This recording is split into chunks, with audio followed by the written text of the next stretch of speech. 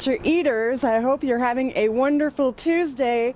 I decided to take you outside on my balcony so you could have a lovely view of what it looks like at the end of winter. Kind of a little gray, but you'll see some views in the summer. It's really amazing here. So today I am here for Travel Talk Tuesday, and today the theme is, sorry I got my notes, where do you like to stay? What kind of establishment do you stay in when you're going on vacation? Well, I have a lot of experience over the years, so I've had different ones along the way.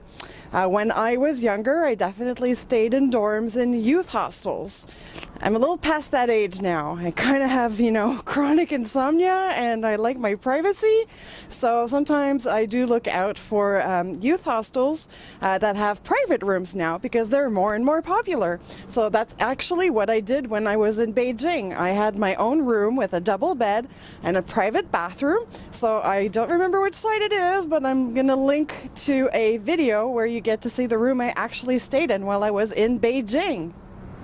Another type of accommodation that everybody's doing nowadays is Airbnb. So I'm a really big fan of Airbnb, especially in big cities. You can find rooms like for pretty cheap, so they're really great. And you get to be a little more like have a local experience, live like the normal people, go shopping in the grocery stores. You'll have your own kitchen, so that's a great way to save money as well. So I'm definitely a pro Airbnb-er. I really enjoy staying at those places.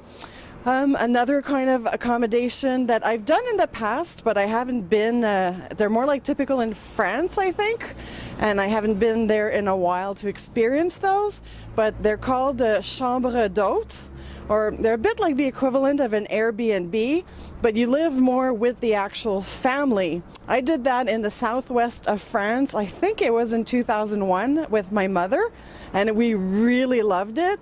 This is kind of a bit before people really started reserving everything on the internet.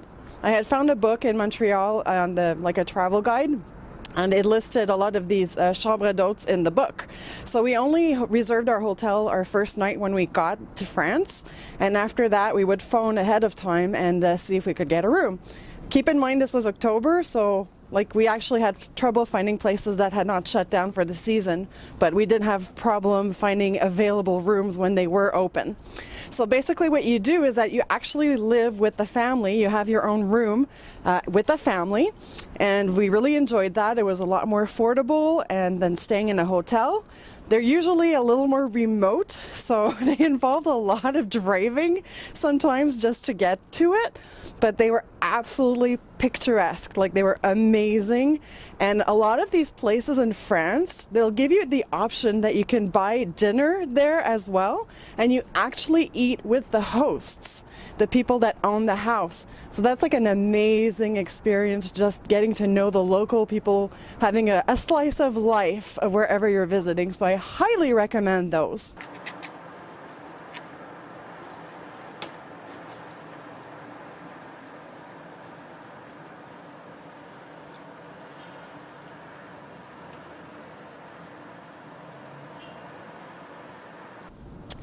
Usually my budget, though, just to let you know that I know my budget is a little bit higher than most people, let's say in their 20s traveling, but I try to keep it under $50 Canadian a night. That's my budget.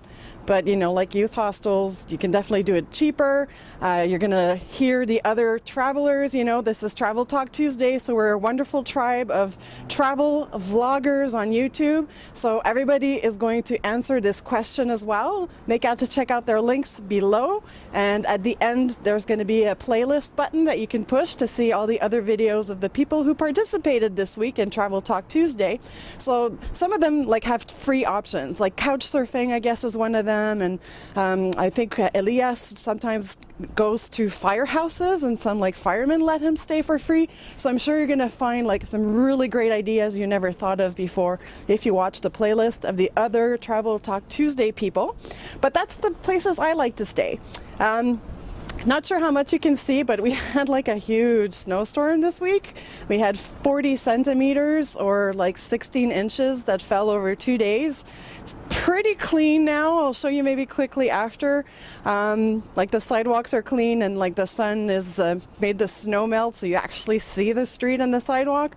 But let me include a little clip I took yesterday on a secondary street, walking with some colleagues at lunchtime. I'll just give you a little idea of what a real big snowstorm is like in Montreal.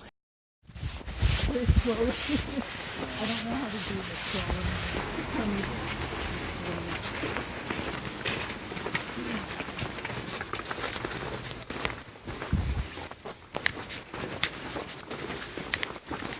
Oh, a little bit of windows there. Oh, somebody put a smiley face.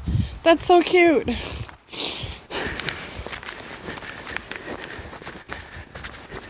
And we're all praying for the strong sun because it's daylight savings time now, and for it to come and melt it so we can start taking off these winter coats. Can't take it anymore. Hate wearing boots. But anyways, it's gonna come soon. It'll be summer. People can start traveling here that enjoy warm weather. So thank you so much for listening today. Make sure to check out everybody else below at Travel Talk Tuesday for this week's topic. Really hope you liked the video. Make sure that you give it a nice big thumbs up if you liked it. Subscribe to my channel so you don't miss any videos to come. Lots of food, lots of China, lots of travel videos, and I will see you very soon. Au revoir.